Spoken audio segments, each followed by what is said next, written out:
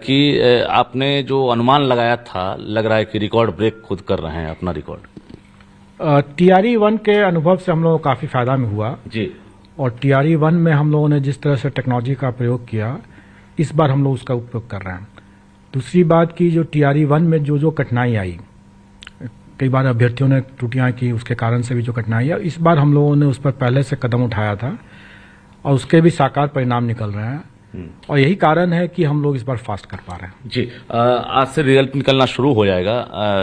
किन किन वर्गों के लिए रिजल्ट आएगा आज हम लोग 6 to 8 शिक्षा विभाग का मैथ्स एंड साइंस का जो पेपर है उसका निकालेंगे जी। और संगीत कला जो है ईबीसी एसटी वेलफेयर डिपार्टमेंट का है उसका निकालेंगे और हेडमास्टर्स का निकालेंगे आज। जी। लग रहा है कि ये कंटिन्यूटी बनी रहेगी अब। बिल्कुल। अब तो हमने एक सिलसिला तैयार कर दिया है, हमारे सारे होमवर्क हो गए हैं।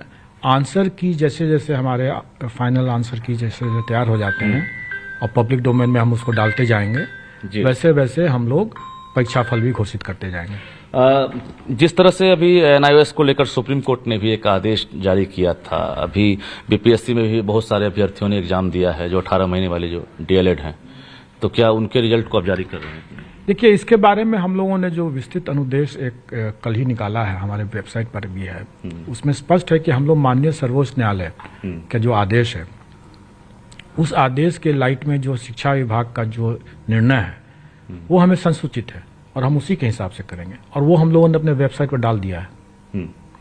लगभग कितनी संख्या होगी वैसे डीएलएड जो एनआईओएस वाले? देखिए, वो आंकड़े अभी हम लोगों ने नहीं तैयार किया है। अभी रिजल्ट उनका रोका जा रहा है।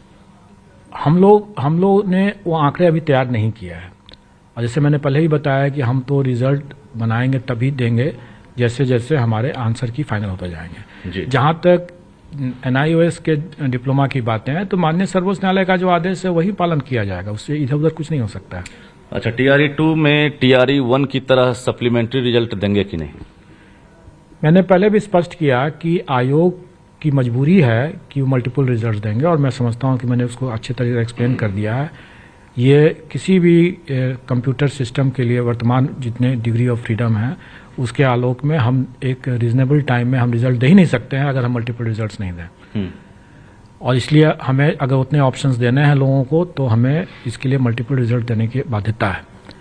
अब इसके बाद उसके लिए सप्लीमेंट्री रिजल्ट आएगा या नहीं आएगा, टीआरई 1 में सप्लीमेंट्री रिजल्ट आया था, उसको लेकर के भी कई वाद विवाद लोगों ने किया।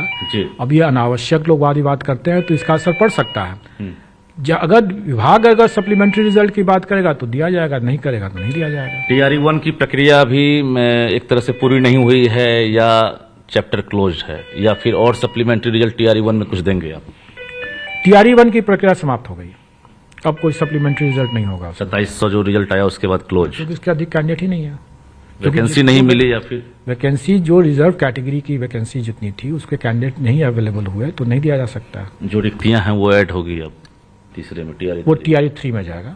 जी।